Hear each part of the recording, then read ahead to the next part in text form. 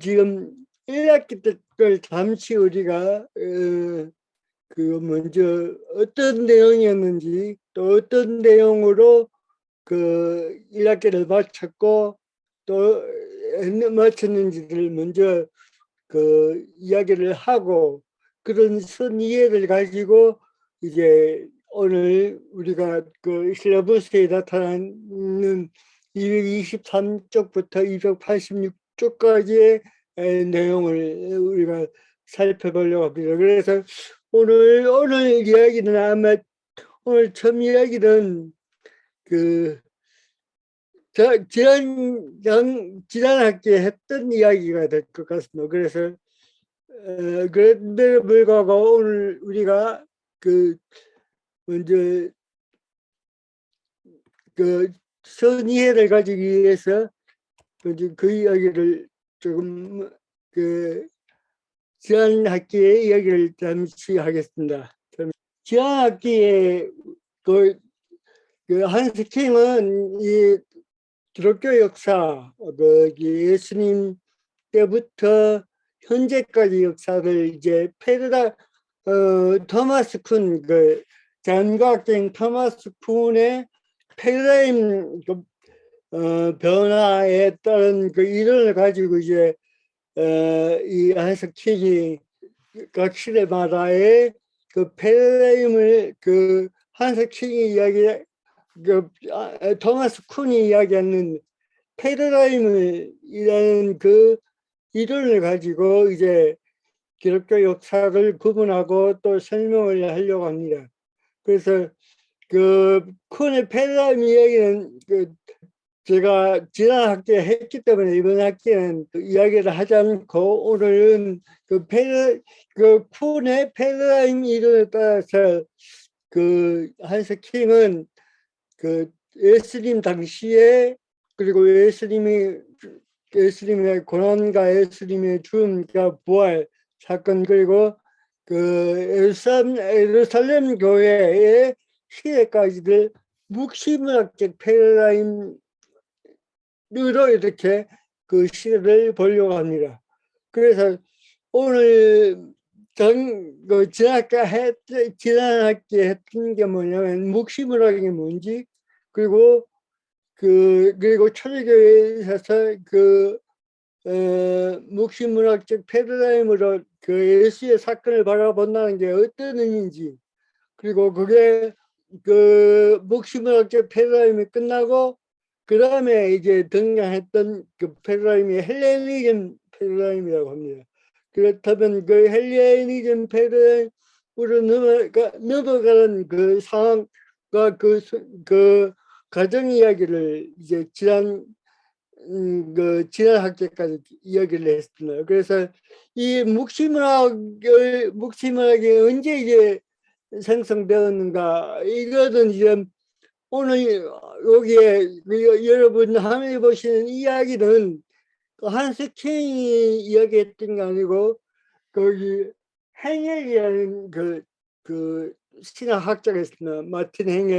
마틴 행엘이 지었던 유대교와의 헬레니즘이라는 그 책에서 이제 거기에 보면 이 묵시문학을 어떻게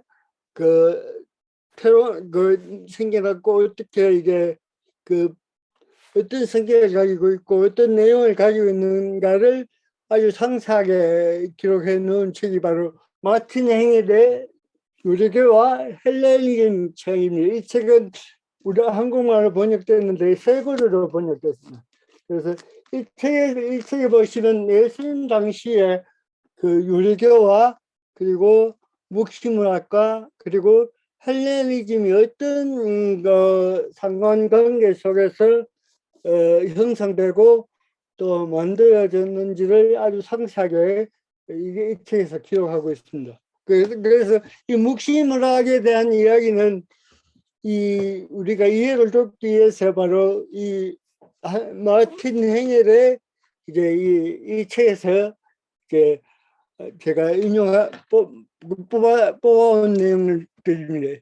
그래서 이 헬레니즘은 바로 한마디로 이야기하자면 이 행엘은 그 묵시문학이 만들어진 이유는 그 유대 그 사회에 또 유대 문화에 유대 종교에 들어오는 헬레니즘을 거부하고 그 유대교의 율법과 유대교의 어떤 그 전통을 지키기 위한 하나의 운동으로서 그 종교적인 운동으로서 일어났던 게 바로 그 묵시문학이라고 그렇게 이제 이 행위를 이야기하고 있습니다. 그래서 이 묵시문학은 바로 에세네파 또 이 에세네파를 통해서 그 또 나왔던 바리새인들도 이렇게 묵시문학의 이제 그 뿌리로 그렇게 이제 행위를 보고 있습니다.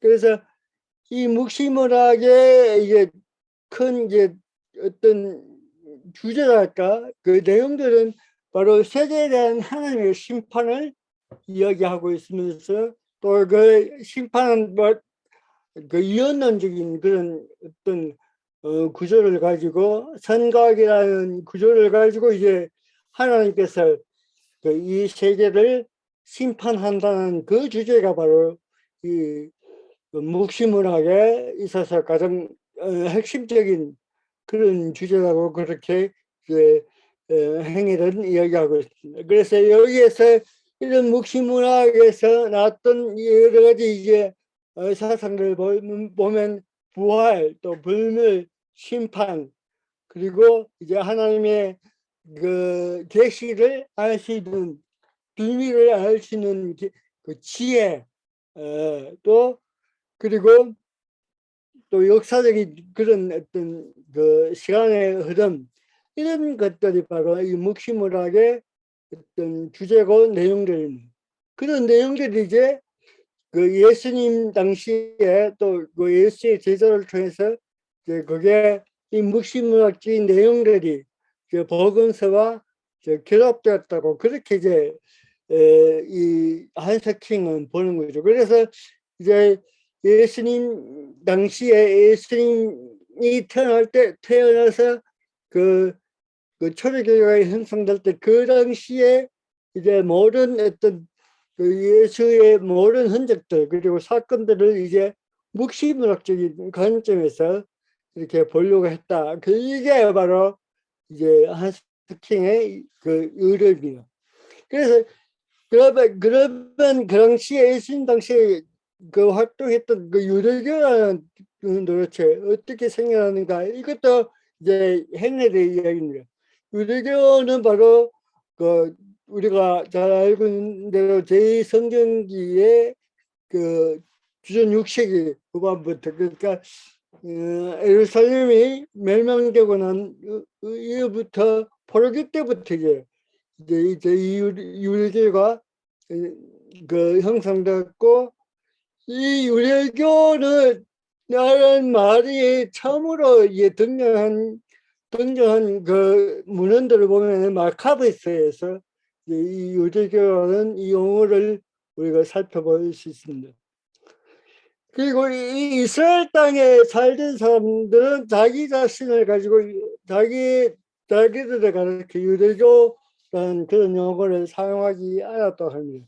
이 용어는 그러니까 흩어져 살던 특히 디아스포라들에 의해서 그 이 유대교라는 용어가 그렇게 사용됐고 순전히 뭐 종교적인 용어로 사용되었으며 또 하나는 이 유대교로 어떻게 보면 그 헬레니즘에 대한 어떤 강력한 세력을 가지고 그 유대교 그러니까 유대 민족에게 침투해오는 그 헬레니즘을 방어하기 위한 그 하나의 또 다른 정치가 바로 이 유대교라고 그렇게 이야기를 하고 있습니다. 왜냐하면 그 유대교라는 이 말이 마카비스에서 사용되었다는 걸 보면은 마카비스는 바로 어떻게 보면은 그 당시에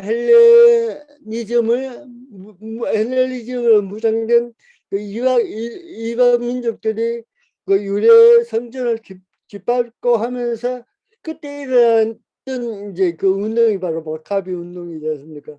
그 운동을 통해서 이제 이 유대교가 확실하게 어떻게 보면 그 평온하고 또 이제 고착하고 그렇게 발전되었다 이렇게 볼 수가 있습니다. 그래서 유대교와 이 묵시문학의 어떤 공통점은 바로 그 당시에 그 당시에 그 세계를 전념하려고 하는 그 엄청난 세계적인 그 헬레니즘이라는 그 문화, 또 헬레니즘이라는 그 종교, 그런 것서부터 율법을 지켜내고 또 자기들의 그 어떤 민족성을 지켜내고 또 종교를 지켜내기 위한 운동들이 바로 어떻게 보면 묵시문학이고 유대교고, 그러면서 또 하나는 이제 아까 전에 묵시문학에서 살펴봤던 것처럼 그 하나님의 심판을 또 이야기할 수밖에 없는 그런 토양들이 바로 예수님 당시에 만들어졌다고 이렇게 보는 것입니다. 그런 어떤 토양들 속에 그 토양 속에 이제 한스킹은 바로 예수님의 운동이 그 일어났다는 그것을 이제 지난 학기에 계속해서 이야기를 했습니다. 그래서 이제 그 그렇게 생성된 그 예수님의 운동, 그 예수님의 사건, 그게 이제 교회를 이제 형성, 예수님이 그 부활하신 후에 이제 교회가 만들어지는데 그 교회가 이제 처음에는 초대교회가 우리가 잘 알다시피 그 예루살렘에서 이제 초대교회가 만들어지죠. 그때 그 예루살렘 교회에 속해 있는 그 여러 가지 그 구성원들을 우리가 면밀하게 이제 그 사도행전을 통해서 또는 그런 제문헌들을 통해서 그 예루살렘 공동체 예루살렘의 초대교회 안에 있던 이제 구성원들을 이렇게 정리를 해보면 이렇게 됩니다. 예루살렘 교회 안에 교회를 이루고 있던 구성원들은 유대 그리스도인 유대인들 순수한 유대인들이 있었을 거고 또 그 디아스포라를 그러니까 그 다른 이방 나라에 살면서 그 종교적인 이유 때문에 이제 예루살렘에 거기 돌아와 있던 그 디아스포라가 바로 이 초대교회 공동체의 또 구성원을 이루어졌고 또 그래서 이 그 예루살렘 교회는 두 부의 이제 두 종류의 이제 구성원으로 이제 구성되었다고 보는데 그게 바로 유대인과 디아스포라. 이 사람들이 그 교회 거기 이제 성서에 보면 아람어를 사용했고 또 거기 보면 히브리파 또 전통적 이렇게 불리기로 합니다. 그리고 디아스포라 유대인들은 이제 그리스를 사용하면서 또 헬라파라고 그렇게 보입니다. 그래서 그 신약 학자들은 거기 일곱 집사 초대교회에 일어났던 그 일곱 집사들은 바로 단순히 그 집사의 직분만 그 역할을 했던 그런 사람들이 아니고 바로 그 당시에 디아스포라의 그리스도인들의 대표자들이 바로 바로 일곱 집사가 아닌가. 그러니까 12사도는 바로 유대 그리스도인의 그 대표자였다면은 이제 이 일곱 집사는 그 사도행전 앞에 나오는 그 일곱 집사는 바로 디아스포라 글쎄 기독교인들의 어떤 뭐 대표자로 그렇게 이해하는 학자들도 있습니다. 그래서 이들은 뭐 공통적으로 율법과 성전에 대해서 아주 그 뭔가 그 반대하지 않고 율법과 성전을 지키려고 했던 그 사람들이 바로 그 예루살렘 교회의 이제 중심을 이루고 있었다는 거죠. 이 이제 그 스데반 사건, 스데반은 바로 어떻게 보면 그 디아스포라 그리스도인들의 어떻게 보면 대표자로 그렇게 이야기를 할 수 있습니다. 그 스데반의 설교의 내용들을 보시면 그 율법과 또 그 성전에 대한 어떤 또 반대되는 그런 그 내용들, 그런 핵심들을 이제 그 스데반의 설교에서 읽어볼 수 있는데, 그때부터 이제 이 그 기독교 예루살렘 교회가 핍박을 당하고, 그래서 예루살렘 교회가 무너지고, 이제 이 교회 공동체가 이제 안디옥에서 이제 자리를 잡게 됩니다. 그래서 안디옥에는 주로 이제 디아스포라 그리스도인들이 이제 주축을 이루고 있었고, 또 이 사람들에 의해서 이제 율법과 성전이 거부가 되면서도 동시에 로마제국 주요 도시에 이제 그 다시 자신들의 거점을 확보하기 시작하는 때가 바로 이때였고, 그러면서 이제 그 유대 기독교는 이때부터 이제 어떻게 보면 자체를 감추었다 이렇게 보는 겁니다. 근데 그래서 이 한스킹은 그런 이야기를 하면서 그 유대교 그리스도교인들은 그 한스킹이 또 눈여겨봐야 될 이유가 뭐냐면은 그 제가 이렇게 청취한 이야기죠. 그 기독교 그리스도교라는 이 책이 그 한스킹이 쓸 때 목적이 분명히 있었다고 얘기했습니다. 그 목적은 바로 그 세계 윤리를 위해서 기독교 그리스도교라는 책을 썼다고 분명히 앞에서 머리마다 밝혀 있고, 그게 그런 구성들을 먼저 했던 책들이 바로 그 세계 윤리 구상이라는 한스킹의 책이 있습니다. 그러니까 그 한스킹의 책, 그 세계 윤리적 구성이라는 그 책이 이제 어떻게 보면 우리가 지금 읽고 있는 이 그리스도라는 이 책의 어떻게 보면 설계도라고 할 수 있는데, 우리가 지금 이 책을 보고 있죠. 이 책의 설계도가 이제 세계 윤리적 구성이라는 그 책이 바로 이 책의 설계도인데, 설계도의 역할을 하고 있는데, 그 책에서 이제 분명히 밝히고 있는 건 뭐냐면 종교의 서로 간의 이해 또는 종교 간의 서로의 대화, 그래서 그 종교를 서로 수용하고 또 그 대화를 통해서 그 세계 평화를 이룩하려고 하는 그 세계 윤리를 형성하려고 하는 그 의도가 바로 이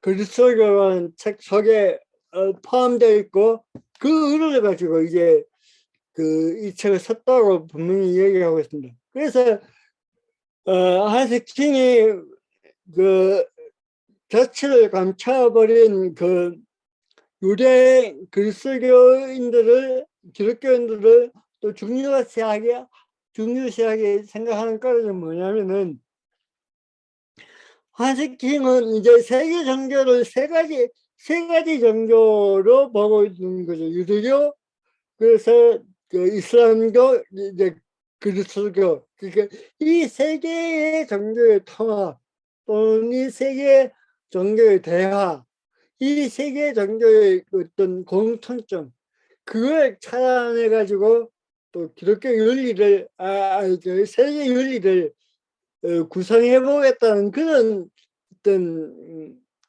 설계를 가지고 있었다는 거죠. 그렇다면 이 세계 종교의 그 최고의 공통점이 뭐냐 하면은 바로 유일신 사상이라는 겁니다. 그 이슬람교는 그 유대교는 또 기독교는 그 유일신이라는 그 사상을 이 세계 종교 공통적으로 가지고 있기 때문에 거기서 이제 근거를 찾고 거기에서 이제 대화를 시작하면 그 소위 말하는 세계 윤리를 거기서부터 이제 구상해 낼 수가 있다는 게 바로 그 한스킹의 의도라고 그렇게 보시는 거죠. 근데 문제는 뭐냐면은 그 유대교와 이슬람교는 유일신이라는 그걸 이제 묶을 수가 있는데 이제 기독교는 그게 안 되는 이유가 뭐냐면 그 예수 그리스도가 삼일체론적인 그러니까 유일신이 아니라고 이제 유대교도 그렇고 이슬람교도 그렇고 그 기독교를 유일신이라고 보지 않는다는 문제점이 있다. 이렇게 이제 한스킹이 이야기를 합니다. 그래서 그런 점에서 이제 우리가 한스킹의 글쓰기를 읽을 때 그 부분을 이제 놓치지 말아야 합니다. 그래서 한스킹의 이 기독교라는 이 책이 정말로 기독교의 본질을 이야기하느냐, 그건 우리가 또 거기에 또 물음표를 달고 읽어야 합니다. 왜냐하면 한스킹이 본질을 이야기하는 이유는 정말로 기독교의 본질을 이야기하고 싶어서 하는 게 아니고 세 가지 종교의 어떤 공통점을 찾아서 그걸 통해서 세계 윤리, 세계의 평화를 위한 세계 윤리를 구상해 보겠다는 그 의도에서 이제 그 기독교의 본질을 이야기하고 있기 때문에 우리가 이 한스킹의 글 속의 본질을 단순히 기독교의 본질은 이런 것이라고 정의할 수 있다라고 하는 그 말에는 그런 어떤 정의에는 한스킹의 정의에는 우리가 반드시 의문부를 무시한다. 왜냐하면 한스킹의 의도는 처음부터 끝까지 윤리적인 그런 고상을 지니고 있다. 그래서 여기 교회 본연을 이야기하면서 이제 우리가 그 역사 속에서 교회사 속에서 사라졌던 그 유대계 그리스도 교회에 대해서 이제 한스킹은 관심을 가지고 있습니다. 왜 거기에 관심을 가지고 있느냐 하면은 바로 유대교 그리스도 교회는 그래서 기독교는 우리가 지금 우리 그 이후에 이방인을 위한 기독교를 전환되면서 이제 오늘 우리가 잠시 살펴볼 텐데 성부와 성자와의 관계 또 성부와 성자와 성령과의 그 삼일체론적인 이해를 유대교 그리스도교인들은 그것보다 어떻게 보면 유일신 사상에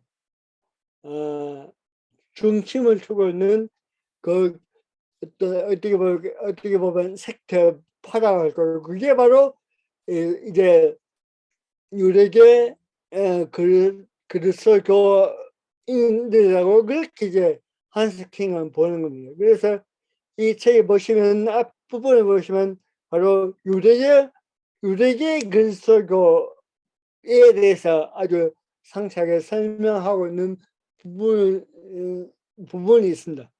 그리고 그러면서 이제 안디옥으로서 교회가 넘어오면서 그때부터 이제 이 그전까지 그러니까 안디옥으로 이제 교회가 넘어오기 전까지는 그 헬레니즘을 거부하고 헬레니즘을 방어하기 위한 어떤 그 세계, 유대교라는 세계, 그리고 묵시물학적인 그 사고 속에서 이제 그 기독교가 태론되고 활동했다면 이제 안디옥이라는 그 지역으로 교회가 넘으면서 이방 지역으로 넘으면서 이제 헬레니즘을 통해서 이제 기독교를 다시 해석하는 작업들이 바로 이제 그 안디옥 교회 일반 교회 중심으로 일어났고 거기에 이제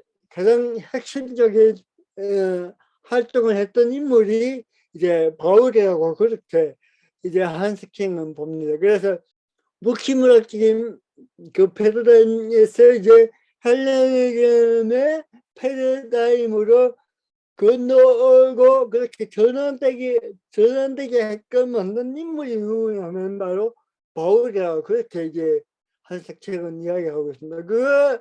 그것은 우리가 부정할 수 없는 게 이제 바울은 그 유대교적인 그런 어떤 바탕에서 살아왔지만 그가 이제 예수 그리스도의 복음을 전파하면서 유대교라는 그 어떤 그 사상과 그런 핵심들을 여전히 그 강하게 부정하면서 그 핵심은 바로 율법과 성전에 대한 어떻게 보면 거부라고 그렇게 보셨는데 있다고 보셨는데 그걸 이제 이 바울은 철저하게 거부하면서 그 오로지 예수 그리스도의 복음에 대한 어떤 신앙 고백 또는 믿음을 통해서 구원이 이루어진다는 그 핵심적인 사상으로 이제 변화되고 그런 것들이 이제 헬레니즘이라는 그 세계 속에서 어떻게 이제 해석되어졌는가의 문제가 바로 이제 지난 학기의 마지막 시간에 다루었던 내용입니다. 그리고 오늘은 이제 그 헬레니즘 이라는 그 세계 속에서 자리 잡은 이 기독교가 어떻게 그 뿌리를 내리고 또 그 선교의 선교 운동이 형성되고 또 기독교라는 그 종교가 그 당시에 최고의 강대국인 로마 제국이라는 거기에 이제 기독교 국가 종교로 이제 발돋움하게 됩니다. 늘 이제 오늘부터 이야기를 하게 됩니다. 그런데 거기에 지난학기에 그 마지막 시간에 제가 이야기했습니다.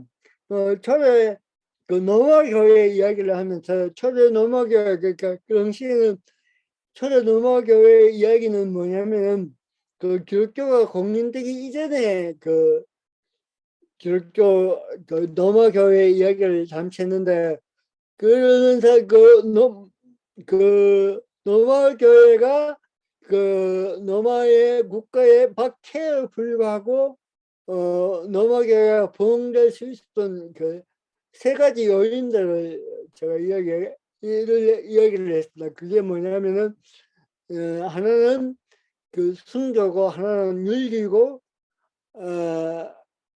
그 이야기를 지난주에 했습니다.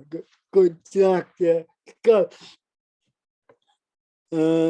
노마 교회가 그 박해 속에서 유지되고 부흥될 수 있었던 것은 그들이 가지고 있던 그 예수 그리스도 신앙 때문에 그 죽음을 각오하는 그런 모습들이 이제 노마 교인들에게 노마 시민들에게 아주 그 뭐랄까 가치 있는 그런 그 삶과 행동으로 보여지게 되었다는 그 얘기를 했고 또 하나는 이제 노마 교회가 부흥되게 된 또 하나의 이유는 그들이 가지고 있는 그 헌신적인 이웃 사랑 이 이웃 이웃 사랑에 대한 그 핵심적인 가치가 바로 이 로마 시민들에게 큰 반영을 줬다 그렇게 이야기를 했습니다. 그리고 로마 제국 세명사라는 그 에드워드 기본이라는 그 로마 제국 세명사 이 책을 읽어보시면은 그 콘스탄티누스 대제 기독교를 처음으로 공인했던 이 황제도 기독교를 그 로마의 국교로 공인한 그 국기적인 종교로 공인하게 된 이유가 뭐냐면은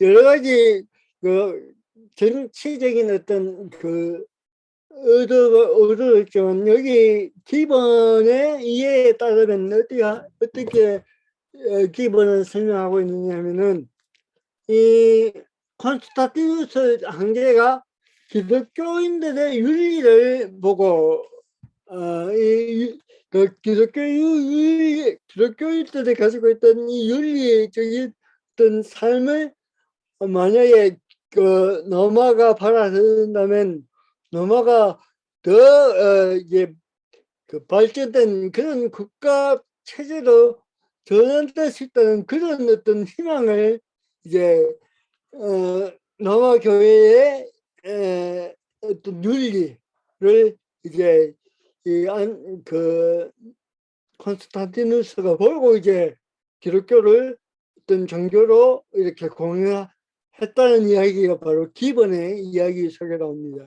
어쨌든 그 로마 교회의 어쨌든 그 로마 사회, 로마라는 국가 속에서 그 기독교라는 그 새로운 종교가 여러 가지로 박해를 받고 또 여러 가지 음보에 휘말리고 또 좋지 않은 그런 흉흉한 소문에 그 기독교라는 게 흉흉한 소문을 또 이렇게 승성해내고 했지만 그럼에도 불구하고 로마 교회가 313년 이제 그 하나의 그 공인된 종교로서 이제 허락을 받게 된 그 밑바탕에는 바로 그 로마 교회 교인들의 어떤 삶의 그 윤리적이고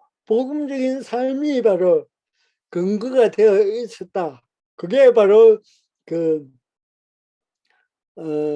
기독교 로마라는 그 제국이 기독교를 영위할 수밖에 없었던 가장 큰 힘이었다고 그렇게 지원했기에 그 이야기를 했었습니다. 어쨌든 이제 이 로마 이방인으로 이제 기독교가 넘으면서 그 처음으로 불어쳐였던 게 뭐냐면 바로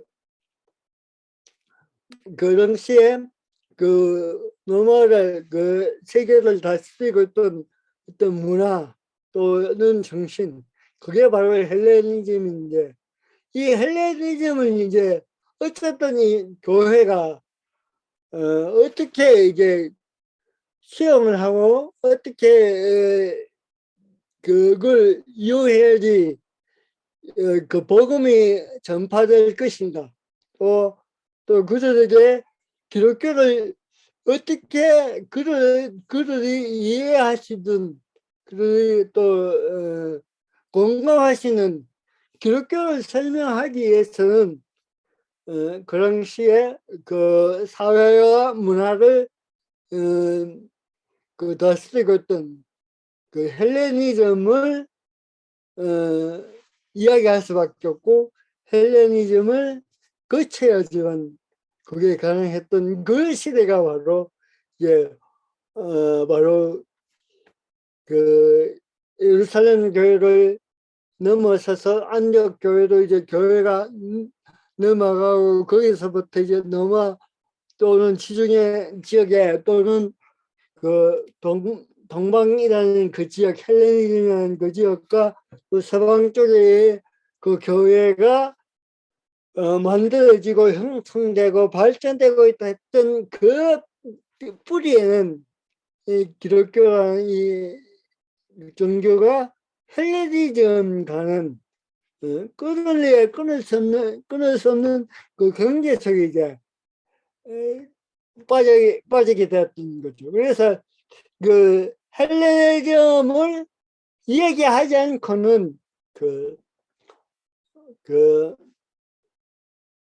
예루살렘을 벗어나는 초대교회를 이해할 수 없고 이야기하셨다는 게 이제 그 한석킹이 헬레니즘 패러다임에서 또 이야기하려고 했는데 바로 그 부분이 아닌가 그렇게 봅니다. 이게 이 헬레니즘 패러다임의 특징은 이제 책에서 그 한석킹이 이야기하는 겁니다. 교회 공동체 일막 한정말로는 이제 지연이 되고 교회 공동체가 제로화되고 그러면서 교회 공동체의 어떤 지도자들의 어떤 구조와 조직이 처음에는 임박한 정말론을 가지고 있던 공동체 속에서는 카리스마적 지도자가 그 교회 공동체의 어떻게 보면 중심을 이루었다면 그 정말이 지연됨에 따라서 교회가 제도화되고 그 교회 공동체를 움직여 나가는 지도자도 이제 하나의 제도적인 카리스마적인 인물이 아니고 어떤 제도에 의해서 또는 그 교리에 의해서 법에 의해서 이제 지도자가 만들어졌고 그 지도자들에 의해서 교회가 형성되고 움직여지면서 이제 그러면서 이제 기독교를 또 선교를 또 해야 되는 그런 상황 속에 있었던 기독교가 바로 이 헬레니즘 패러다임 속에 있었던 그 기독교라고 이야기할 수 있겠습니다. 다시 말해서 안으로는 이제 교회 안으로는 이제 교회가 하나의 제도화되는 거죠. 그 교회가 제도화되면서 그 제도화된 교회를 또 움직이고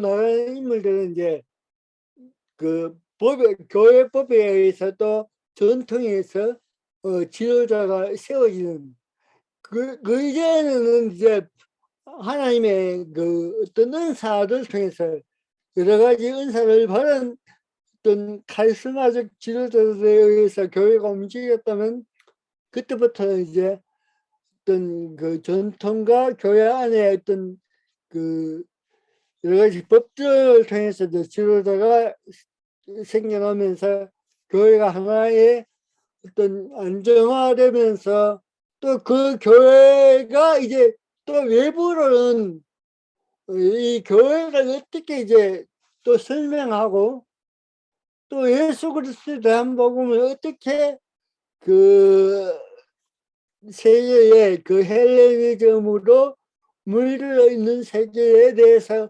어떻게 설명해야 되는가의 문제가 바로 이 당시 교회가 가지고 있었던 문제라는 겁니다. 그래서 그런 문제가 일어나면서 이제 또 하나 이제 문제가 뭐냐면은 또 하나의 또 간격이 뭐냐면은 바로 은혜의 문제가 또 대두되었습니다. 그게 뭐냐면은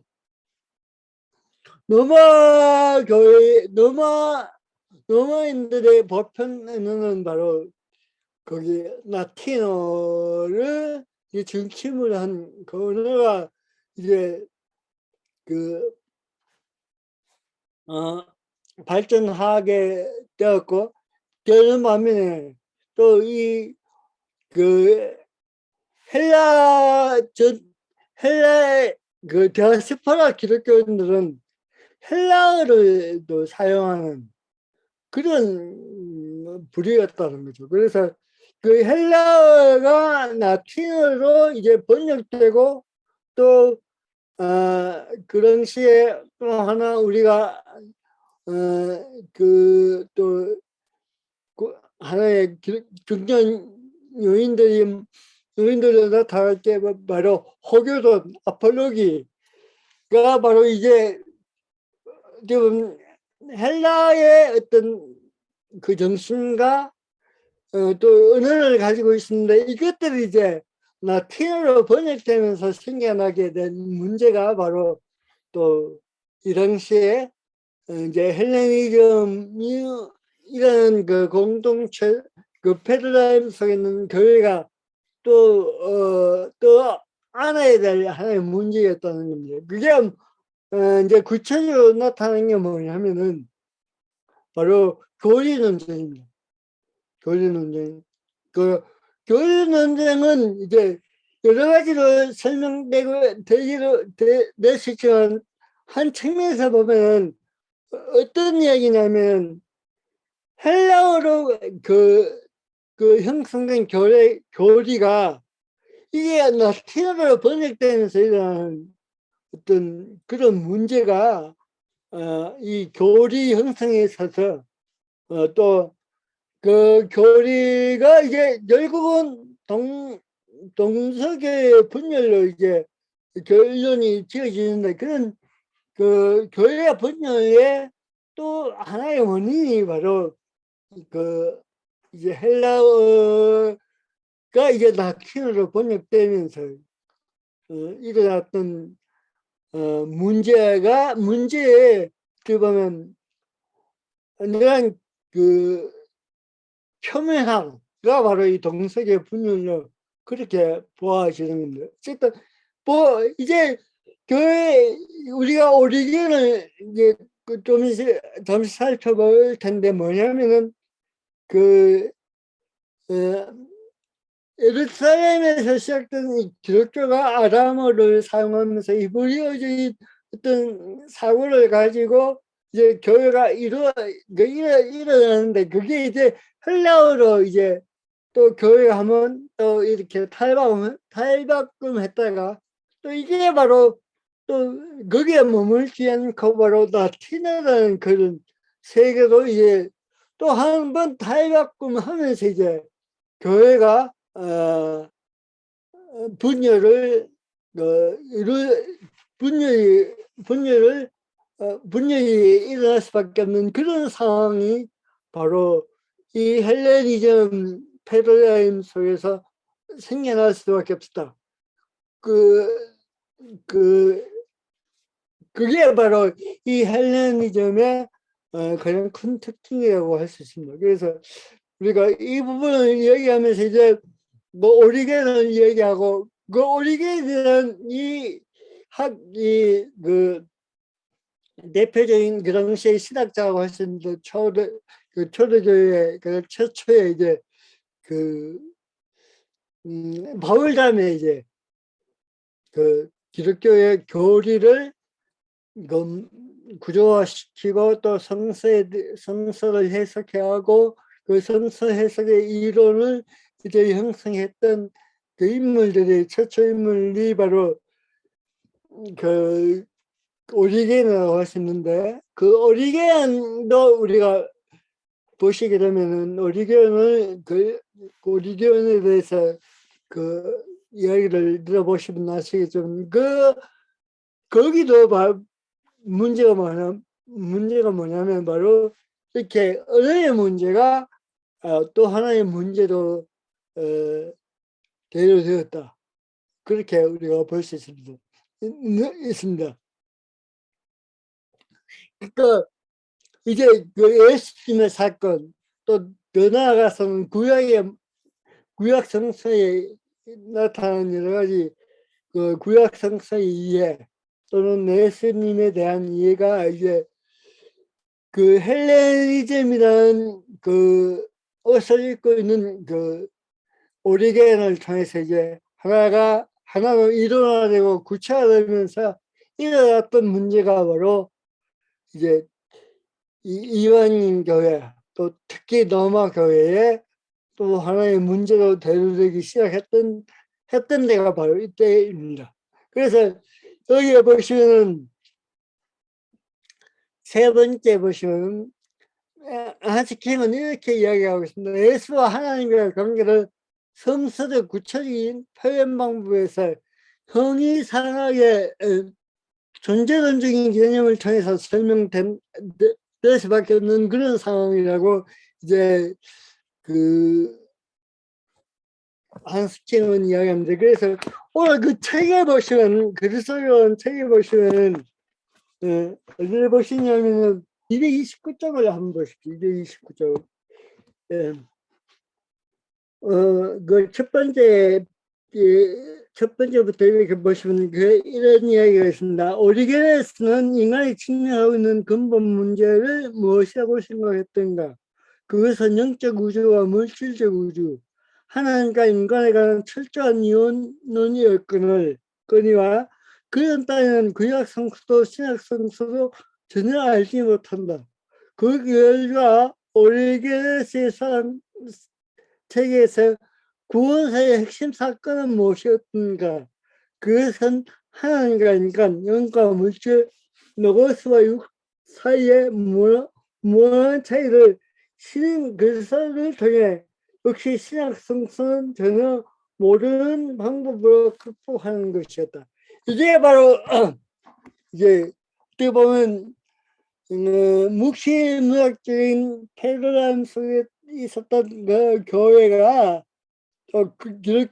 기독교라는 게 바로 헬레니즘이라는 패러다임 속으로 이제 넘어오면서 그 한계를 극복할 수 없는 그런 상황이 바로 이런 상황이었습니다. 오리게는 전혀 그 구약 성서나 그 구약 성서에 나타나는 그 하나님의 어떤 사건, 또 하나님의 역사, 그것을 이제 오리게는 그 우리가 잘 알다시피 그 플라톤, 특히 신플라톤의 교육을 받은 철저하게 이제 그런 이원론적인 그런 사상을 무정하고 있는 이 오리겐의 입장에서는 그가 또 이해하려고 했던, 또 그가 변증하려고 했던 그 기독교라는 그 문제, 또 하나님이라는 문제, 그리고 예수 그리스도라는 문제가 하나의 어떻게 보면 큰 어떤 산처럼 느껴졌던 거죠. 그러니까 여기에서부터 이제 어떻게 보면 오리겐의 신학이 여기서부터 출발하고, 이 신학들이 이제 결국은 오리겐의 영향에 말아가지고 오리겐 쪽에 나왔던 사람들은 바로 그 동방교회죠. 동방정교라고 하는 동방정교회가 이제 이 오리겐의 그 생각 속에 머물려고 했다면, 이제 이와 반대로 이제 서방교회는 이 오리겐의 그 이런 그 어떤 사상보다 또 다른 어떤 해석에 또 물꼬를 터놨던 그 교회가 바로 서방교회다. 그러니까 어떻게 보면 그 동방교회와 서방교회의 그 문제는 바로 이렇게 그 성서에 대한 이해, 또 예수 그리스도에 대한 이해가 처음부터 이제 헬레니즘이라는 그 옷을 입은 그 세계와 문화 속에서 들어오면서부터 그런 문제가 생겨났다고 그렇게 볼 수가 있는 겁니다. 그 헬레니즘 패러다임의 성자 오리겐을 그렇게 이제 평가하는데, 그 한세킹의 그 위대한 그리스도교 사상가를 위한 이 책에 이 한세킹이 지은 책인데, 이 책에 보시면 여기 보시면 이제 버울담으로 이제 이 한세킹이 소개해 놓는 사람이 바로 이 오리겐이라는 그 사람인데, 오리겐에 대해서는 상세히 아시려고 하려면 위대한 그리스도교 사상가를 위한 이 책, 한스킹의 책을 통해서 여러분이 보실 수가 있습니다. 어쨌든 그게 바로 또 헬레니즘 패러다임의 어떻게 보면 핵심적인 이야기다.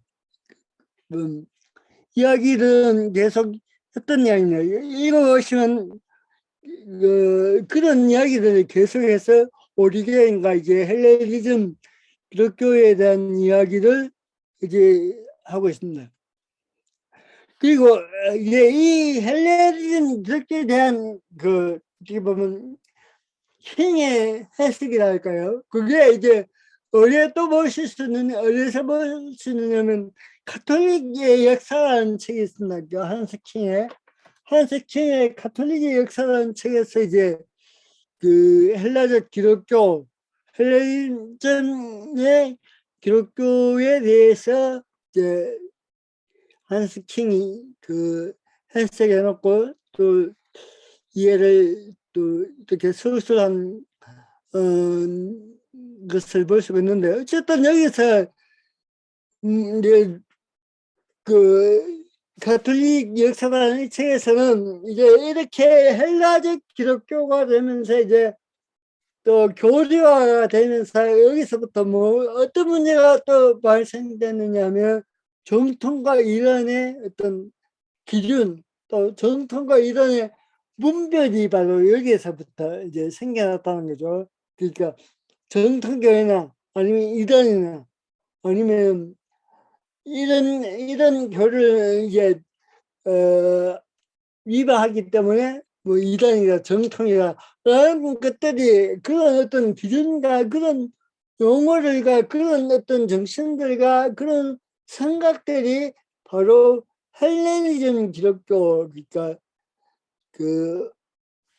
기독교가 이제 헬레니즘 세계로 넘어오면서 이제 교리가 만들어지면서 또 어쩔 수 없이 생겨났던 그 문제가 바로 이 정통과 또 이단의 문제가 이제 어쩔 수밖에 생겨날 수밖에 없는 그런 시대가 바로 이 시대였다고 그렇게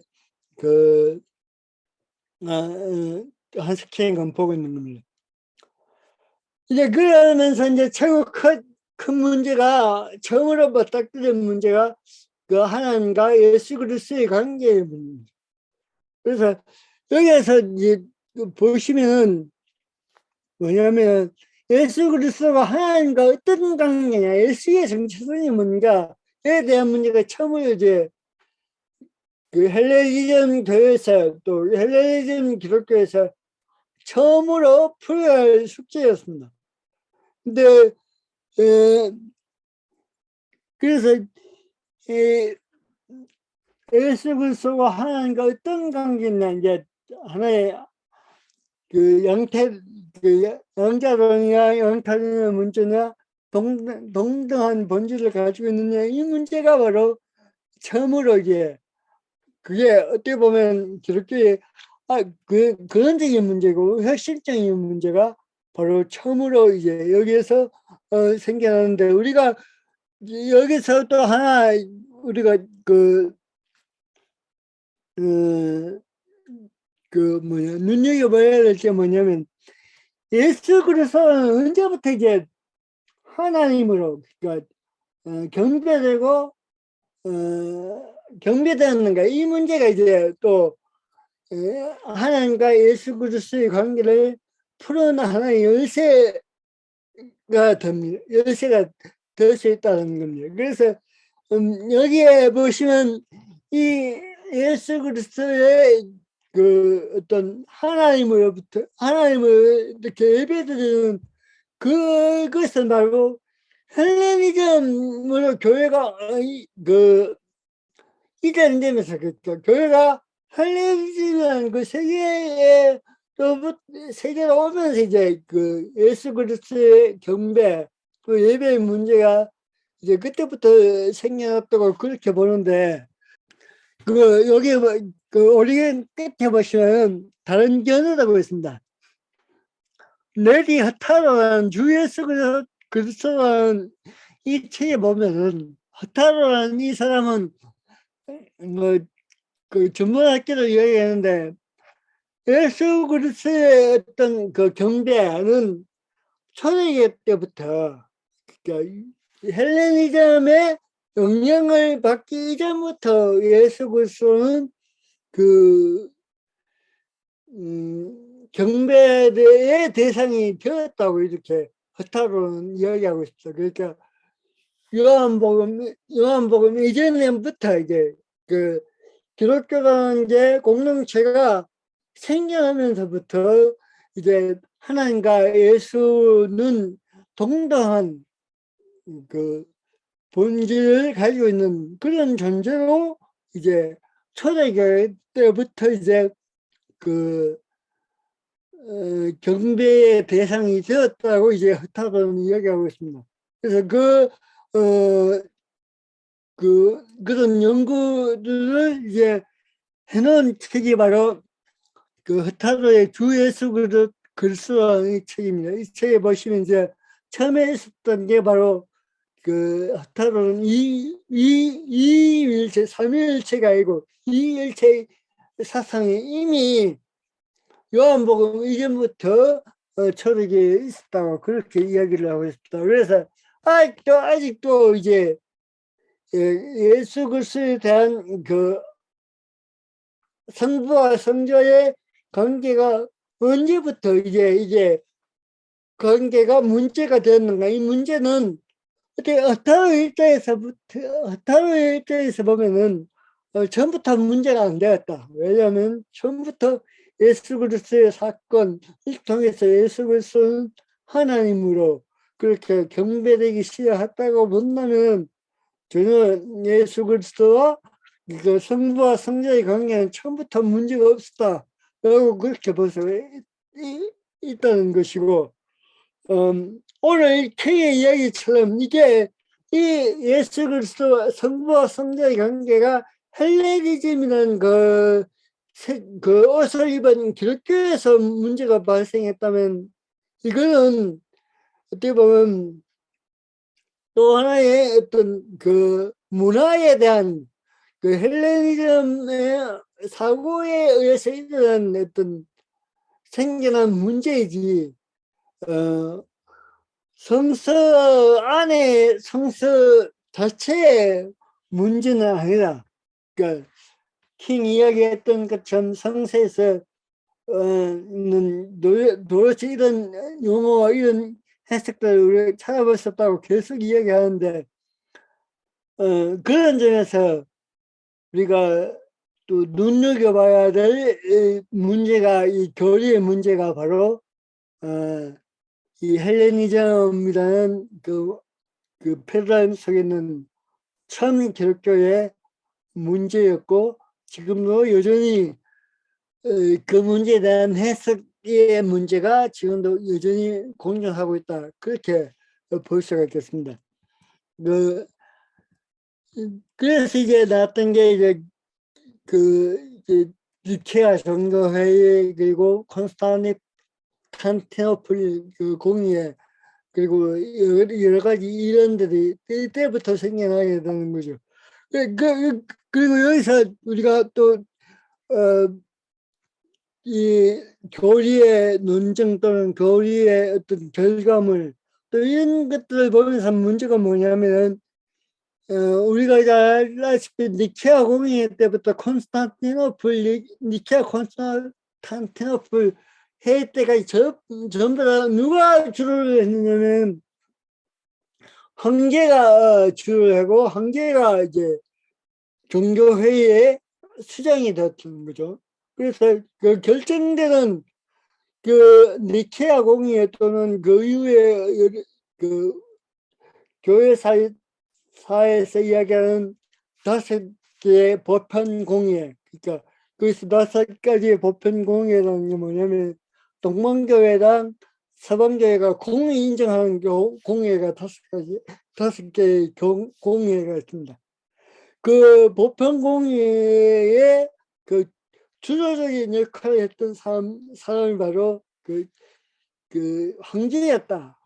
그래서 그런 점에서 이제 또 우리가 이 공회를 다시 한번 바라볼 필요가 있다. 그 이야기를 하려고 합니다. 결국은 이야기를 하면서 그 한석평은 이 속에서 우리가 예수 그리스도를 어떤 존재로 봐야 할 것인가에 대한 문제를 이제 마지막으로 오늘 책에 보면서 그 이야기를 끝으로 하고 있는 그 이야기를 이제 하면서 결론을 맺고 있습니다. 오늘 이야기는 바로 그게 이제 결국은 교회가 지역적으로 예루살렘에서 안디옥에서 넘어가라는 그 거대한 제국 속으로 넘으면서 또 그 아람어와 히브리어를 사용했던 그 언어권에서 헬라 언어권으로 넘어왔다가 그 언어권 속에서 또 그 라틴어라는 그 언어권 속으로 넘으면서 교회에 대한 이해, 또 예수 그리스도에 대한 이해가 또 그 해석들이 다양해지고 또 그 여러 가지 어떠한 입음으로 인해서 여러 가지로 변화되었다. 그리고 거기에서부터 일어났던 여러 가지 지금도 우리가 그걸 경험하고 있는 분열의 경험들이 이미 그 초대교회 때부터 삭트고 그때부터 이사 왔다.